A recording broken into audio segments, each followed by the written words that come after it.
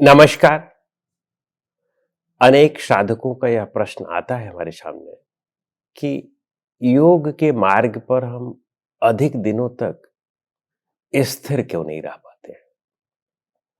यानी कहने का अभिप्राय है कि अधिक दिनों तक लगातार योग का अभ्यास नहीं कर पाते हैं, वह छूट जाता है और फिर कुछ दिनों बाद फिर ग्रहण करते हैं, फिर छूट जाता है। निरंतरता क्यों नहीं बनी रह पाती है। वस्तुतः योग का मतलब है अपनी चित्त वृत्तियों का निरोध, अपने मन पर नियंत्रण करना। और मन क्या है? मन का मतलब अज्ञानता, मन का मतलब आसक्ति, मन का मतलब एडिक्शन। हमारा जो तंत्र है वह पूरा एडिक्टेड हो चुका है। हम किसी न किसी चीज से एडिक्शन में हमेशा पलते रहते हैं। खाने का, कामना का, काम का, लस्ट का, ये सब हमारे एडिक्शन है और एडिक्शन के कारण ही मन बनता है।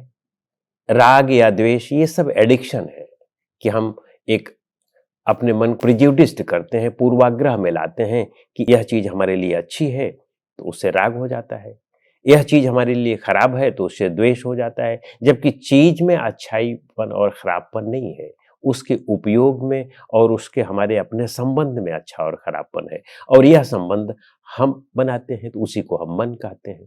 तो कहने का मतलब, मन का मतलब अज्ञानता।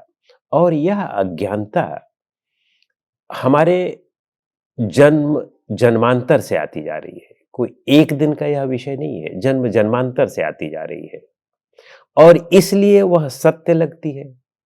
जैसे आप अगर पैदा होते समय अपने सिर पर 5 किलो बोझ रखें, 5 किलो बोझ रखते हुए ही पैदा हों, तो आप ये देखेंगे कि वह आपका एक संस्कार बन जाएगा, वह आपकी एक आदत बन जाएगी। और यदि आप कुछ दिनों बाद 5 किलो का बोझ हटा दिया जाए आपके सिर से, तो आप कुछ अलग महसूस करेंगे और फिर आप उसी 5 किलो के वजन पर आने का प्रयास करेंगे, क्योंकि आप कुछ अलग महसूस कर रहे हैं, क्योंकि वह आपका संस्कार नहीं है। आपका संस्कार तो वजन रख करके चलने वाला बना हुआ है। तो इसी तरह से हमारा मन जो है वह अज्ञानता का एक संस्कार अनादिकाल से बनाता चल रहा है और वह बना हुआ हमारे अंदर चल रहा है। तो वह जो है उसके हम आदती हो गए हैं और हमारा माइंड, हमारा ब्रेन उसी से वायर्ड हो गया है। तो हम उसी अनुसार चलते रहते हैं और उसी को सत्य मानते रहते हैं। तो कहने का मतलब उसकी एक धारा बन गई है, उसका एक पूरी श्रृंखला बन गई है और उसी के आधार पर ही हमारा पूरा जीवन संचालित होता रहता है।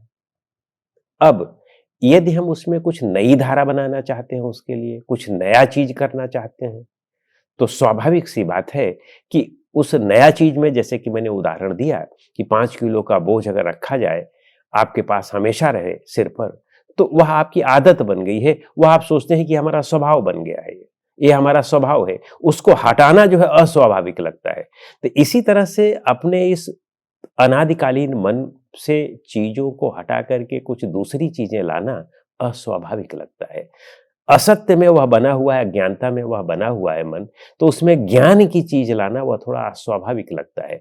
और यदि मान लो आप प्रयास करके करते भी हैं, तो चूंकि वह अनादिकाल से बना हुआ है, तो उसको प्रयास करके जो चीज करते हैं, जब तक आप उसका नियमित और निरंतर अभ्यास न करते रहें, और नियमित और निरंतर अभ्यास करने के लिए आपको कुछ चीजों की आवश्यकता होती है।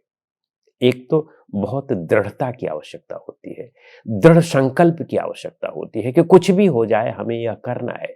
और यह दृढ़ संकल्प हम सब लोगों के पास हो नहीं पाता है। तो दृढ़ संकल्प ना होने की वजह से यह चीजें हम कर लेते हैं कि फिर हम उसको कुछ दिनों के लिए छोड़ देते हैं और फिर जब हमारा कहीं कोई नुकसान देखने लगते हैं कि अरे भाई, ये तो पहले तो बड़ा अच्छा लगता था, जब योग करते थे तो मन बड़ा शांत होता था, हल्का रहता था, चिड़चिड़ापन नहीं रहता था, क्रोध नहीं रहता था, एंजाइटी नहीं रहती थी। तब हम फिर से शुरू कर देते हैं। फिर कुछ दिन करते हैं तो हम ये देखते हैं कि नहीं, अब तो मन बहुत हल्का रखने लगा है, तो इसका मतलब है हमेशा बना रहेगा, आप प्रैक्टिस करने की जरूरत ही नहीं है, फिर छोड़ देते हैं। तो इस तरह से हम छोड़ देते हैं, और यही छोड़ने का हमारा कारण है कि हमें दृढ़ता की कमी होती है, एक बात। दूसरा, हमें इस बात का पूर्ण आभास नहीं होता है कि यह योग जो है हमें पूर्ण सत्य में ला करके खड़ा कर देगा। हमें कुछ डाउट रहता है, कुछ भ्रम रहता है, पता नहीं अभी तो मन शांत हो रहा है, आगे भी शांत होगा या नहीं होगा, पता नहीं ये स्थिति ठीक है कि नहीं ठीक है, गलत है या अच्छा है। तो हम उस पर पूरी तरह से तत्व विचार नहीं करते हैं, पूरी तरह से हमारी उस पर दृढ़ता नहीं होती है, पूरी तरह से विश्वास नहीं होता है, पूरी तरह से आस्था नहीं हो पाती है। और जब पूरी तरह से आस्था नहीं हो पाती है, तब भी हम उसको छोड़ देते हैं, क्योंकि जिसमें आपकी पूर्ण आस्था ना हो, उसको आप ज्यादा समय तक नहीं चलाए रख सकते हैं। जैसे एक उदाहरण लेते हैं, आपके शरीर में आग लग जाए, आपको मालूम है कि अब शरीर जो है वह बहुत महत्वपूर्ण है, उसको हमें बचाना है, तो आप क्या करेंगे? पानी की तलाश करेंगे। अब एकदम आपको पक्का मालूम है कि यदि हमने पानी की तलाश बहुत जल्दी नहीं कर ली तो हमारा शरीर जल जाएगा और शरीर मर जाएगा।